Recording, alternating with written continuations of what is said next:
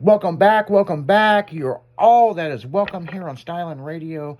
Dragon in the afternoon, helping you get through the workday. And yeah, today's Friday, man. I mean, we'll get out of here and the DJs will come in. Then you got Fast Friday, and then the DJs will be back in until 3 in the morning. Oh, yeah. So, yeah, that's the way we do it over here on Styling. But yeah, on the break, we were talking about hardtop convertibles.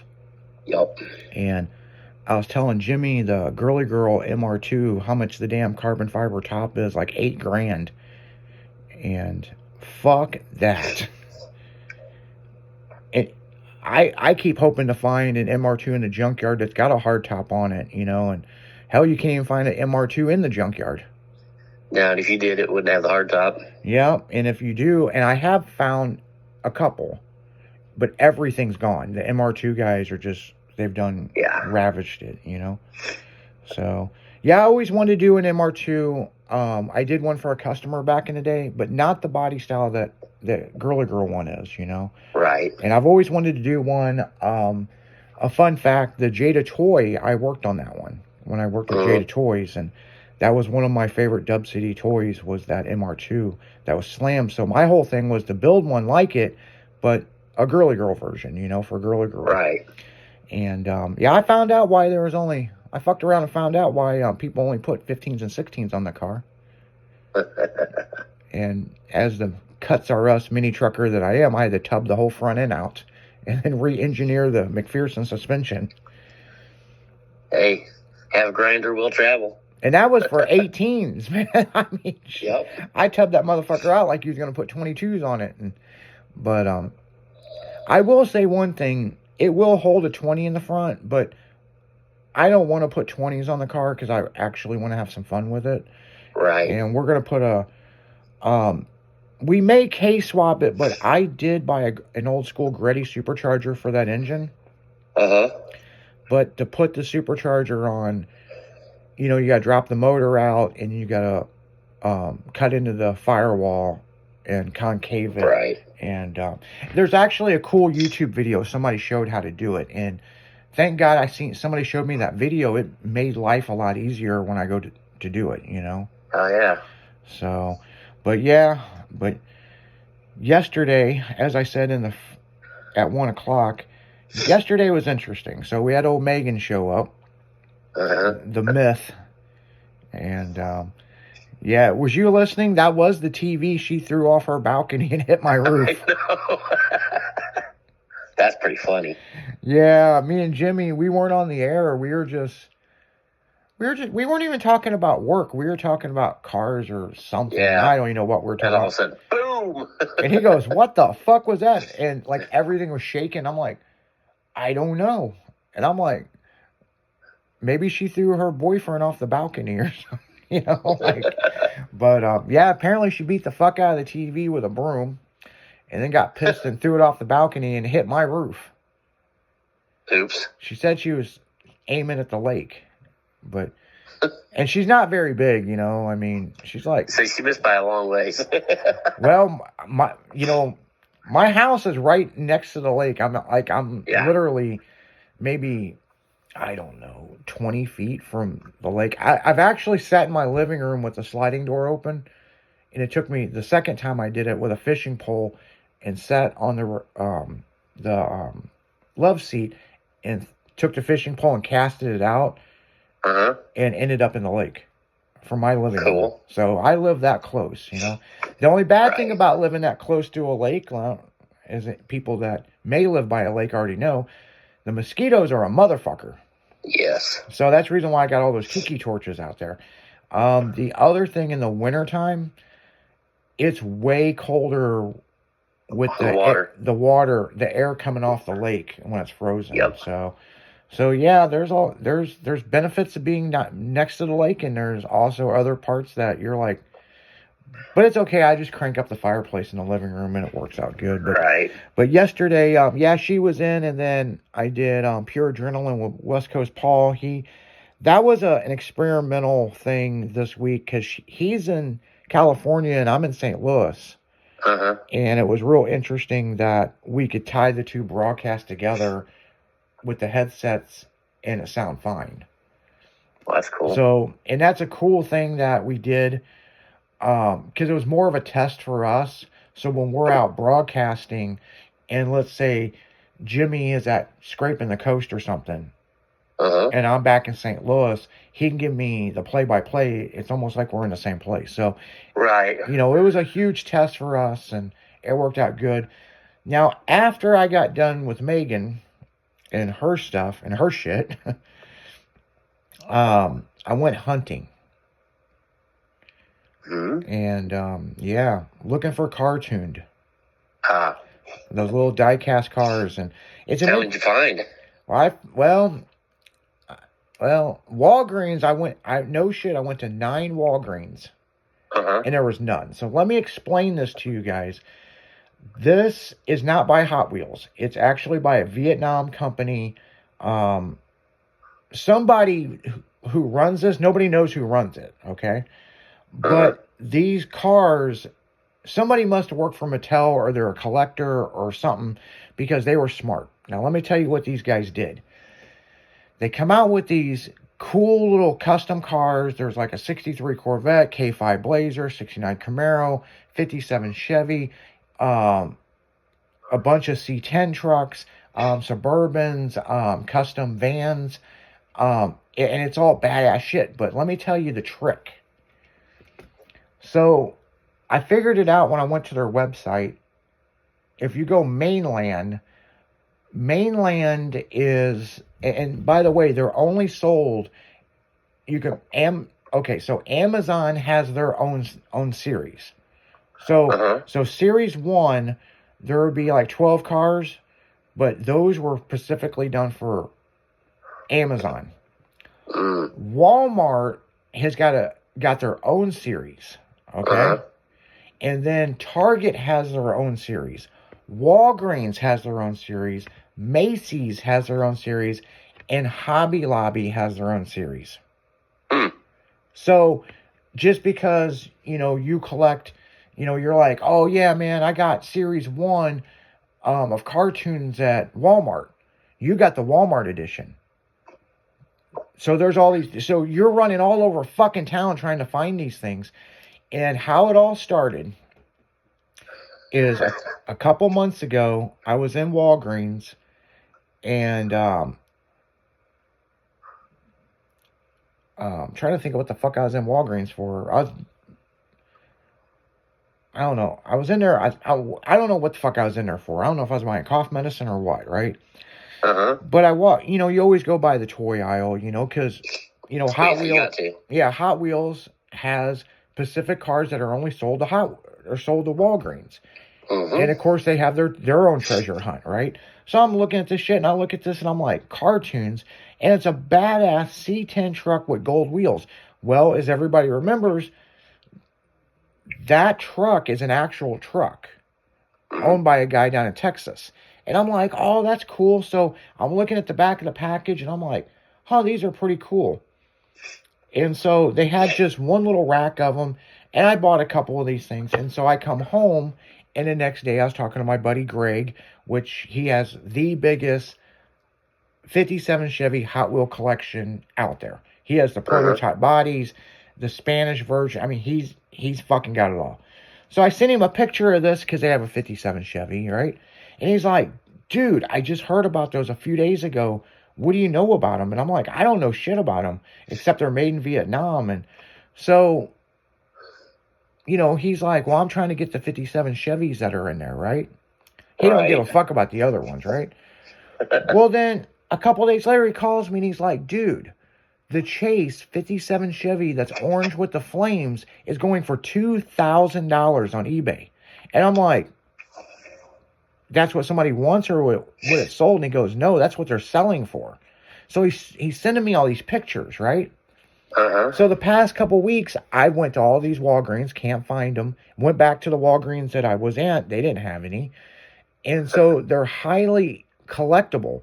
And each place, like Walgreens, Walmart, everybody has their own chase car.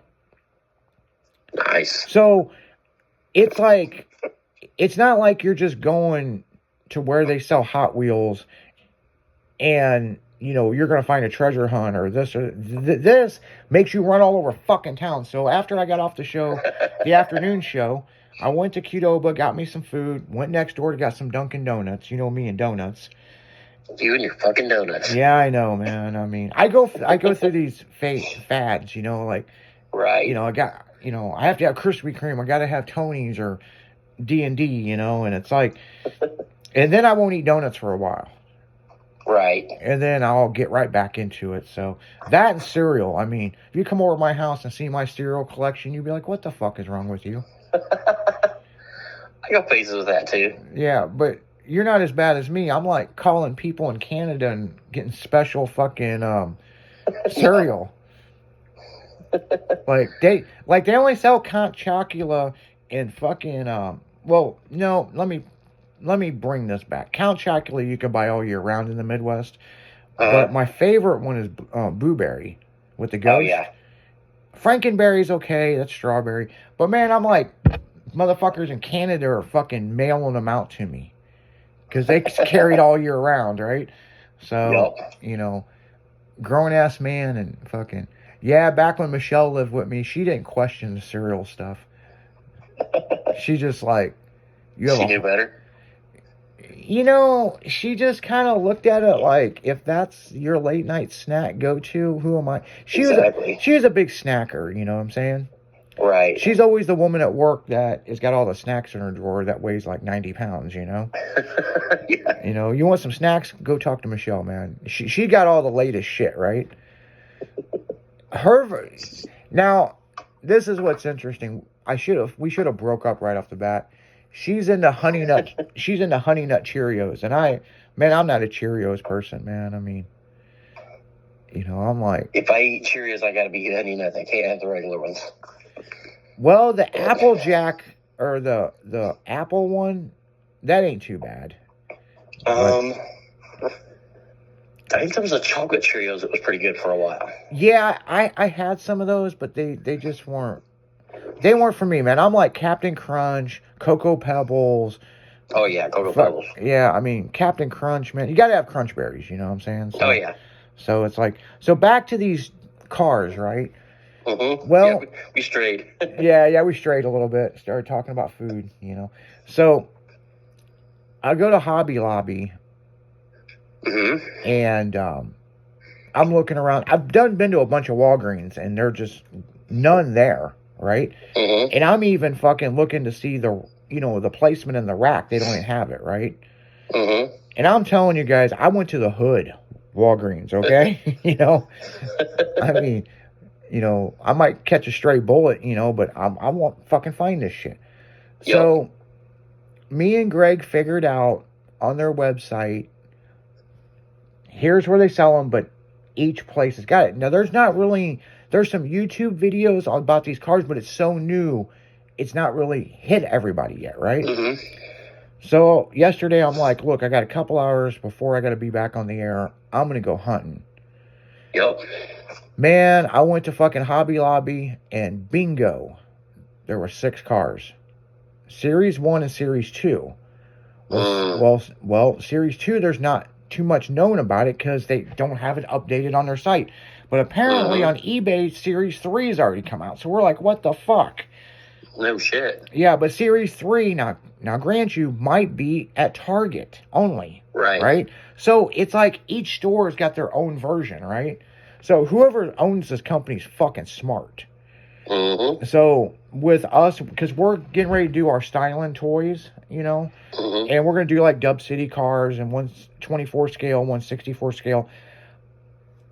Our marketing department needs to do what these guys did, because you'll be having motherfuckers drive all over the country trying to find this shit. Yep. And so check this out. So Hobby Lobby's got them. I'm like, hell yeah. And I almost walked away and I didn't see them, but I kind of looked back and there was one little bin of them. And I'm like, yes. And I bought every one of them. So there were 6 cars, no chase cars. So I'm like, whatever. I got them, right? Yep. So I go down to Target. Target is different than Walmart when it comes to the toy section, okay? Mm-hmm. Because you might have 2 aisles or 3 aisles that's got Hot Wheel cars in it. Yeah, I've noticed that. Well, Target, must be really selling these. They have the double pack and the triple pack of them, but they were sold out. But there was one bin that had 8 of these cars in it, and they were all different. Nice. So Nice. series 1 and 2. So I grabbed all of those. Yep. So yeah. So when I get out of here today, I'm gonna be running all And not over. again. Yeah. Well, I've got a haircut appointment after we get done with the show, but then on the way to the haircut appointment and on the way back, I'm gonna make a big loop and I'm gonna hit a bunch of these fucking places. So Oh yeah. so we'll have to post them up on social media. It's called Cartooned, and Mhm. they are pretty cool little fucking cars, So Oh yeah. yeah, because me and Greg was just talking about how shitty the new treasure hunts are for Hot Wheels, and Oh, I know. the collector cars. See, Mattel in the 2000s got smart and they mass produced this shit. Yep. And neither know they did Hot Wheels like that. They did Barbies like that the same way. Because I have a Yep. massive Barbie collection, and it ain't that I bought them for myself. I bought them because Sure you didn't. well, I got stuck with them, let me put it that way. But the whole thing with the Barbie collection is me and Michelle, that was a hobby of ours, which was mainly me buying a fuck ton of everything like I was crazy for 2 years, Like we do with our stuff, Well, it Overboard. fascinated me because Yep. with Barbies is very similar to the Hot Wheels, because there is treasure hunts and stuff, and there is limited edition. There's gold label, silver label, platinum, black label, pink label. So yeah, and yeah, because used to people come over to my condo and they're like, "Holy crap, man! I mean, do you get scared of all these Barbies looking at you at night when you're trying to sleep?" And I'm like, "No, because they're all dressed nice." It's those creepy dolls from like the 20s or 1800s that creep me the fuck out. I have an aunt that she lives in Jacksonville, but she doesn't live in her house. Yeah. Her house is for her stuff. She lives with her new husband in his house. So Because her husband died. So she's got this big fancy house in Jacksonville. And she tells my mom, when my mom was coming into town from South Carolina, you can just go stay at my house. So we don't think nothing of it. We meet her over there and everything. She's showing us the house, big pretty house, big fancy kitchen. Every room she's got just display cases after display cases of stuff, Oh yeah, I know how that goes. I mean, I already know. We're in there, and she's like, and the bedroom is right here, the doll room. My mom walked in the doll room. She looked around and she went, nope. I walked out. Yeah, I get there it. was creepy dolls. There was Cabbage Patches. There was Barbies. There was the creepy dolls. The ceramic ones with the cracked faces and stuff. I was like, yeah, nope. Don't blame you. Nope, I get it. I know all about that. See, the whole thing with the Barbies was, Michelle used to work at Kmart when she was younger, and they would have, that was back when Barbies were like, this is in the 90s, okay, and they were cheap. Well, they were cheap and they had really cool packaging and really cool different, that's the They come with all the accessories and everything, yeah. Yeah, and there was one that was a fitness Barbie that come with a tape. And, you could play the tape and work out, right? Well, I'm going to tell you the story, okay? So, during Christmas, my whole house looks like fucking Santa's village, right? Right. Well, after Christmas, all the Christmas stuff gets put up except the snowman stuff. So it don't look so bare, right? Right. So the snowman stays up till spring. That stuff goes to storage. Then I have like fake flowers and springtime stuff that I bring in the house. This isn't Michelle doing it. This is me. Okay? I like to fucking decorate my fucking house throughout the seasons, right? So we go to the storage unit. We're dropping off the Christmas stuff. Next to the storage unit is a huge antique mall. And I'm like, I've always wanted to go in there. And I'm like, Michelle, let's go in there. And she's like, no. And I'm like, why? Because I'll get in there and I'll spend money and I don't want to spend money. And I'm like, whatever, okay? So I'm like, fuck it. You're riding with me. You're going where I'm going. So we go in there and then she falls in love, right? She's like, oh my God, haven't seen this since I was a kid. And then she comes across these Barbies and there was the one with the workout tape. And I only wanted $10 a piece for these. Come to find out, they were worth like $60 a piece. So she bought a couple, and I bought her a couple more while we were there. And then she joined a couple Barbie groups, and she only wanted to collect stuff from like her era, 70s, 80s, 90s. But she was smart. She goes, after 2002, I don't want nothing. Because that's when they started mass marketing. She knew this, and I didn't have to tell her that. No shit. She hit me up at work. She goes, drop everything you're doing. You need to come home and get me. We got to go to Chicago. We got a couple hours. We went and bought a Barbie dream house sealed in the box from 1978. A first edition for $50. That's worth over 10 grand. So, matter of fact, we hit all the antique stores on the way back, too, and bought more Barbies, So, there was good 2 years of this shit. So, and then, like you were telling me, you were messing with your Hot Wheels just the other day. So, but on that note, guys, we're going to get right back into the music, styling in the afternoon, dragging your ass through the afternoon. We'll be back.